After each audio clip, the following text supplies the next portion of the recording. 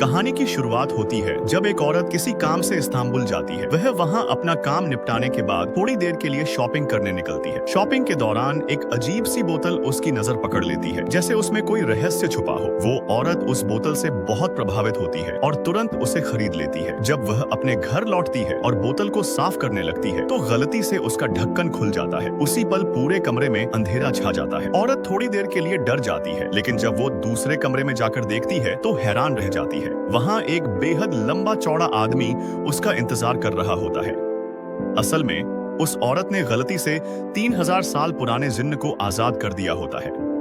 औरत घबरा जाती है, लेकिन जब उसे पता चलता है कि जिन्न उसके ही साइज का है और नुकसान नहीं पहुंचा रहा, तो वह उससे बात करने लगती है। जिन्न उसे 3 इच्छाएं मांगने का प्रस्ताव देता है, लेकिन औरत मना कर देती है। उसे जरूरत ही नहीं लगती। जिन्न परेशान हो जाता है, लेकिन कुछ समय बाद औरत अपनी पहली इच्छा मांगती है। मैं चाहती हूं कि तुम्हें मुझसे प्यार हो जाए और मुझे तुमसे।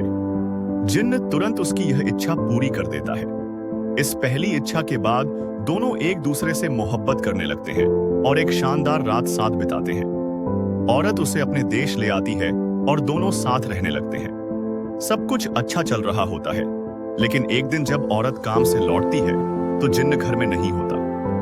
वह उसे हर जगह ढूंढती है और अंत में जब बेसमेंट में जाती है तो पाती है कि जिन्न बेहद कमजोर हालत में पड़ा है।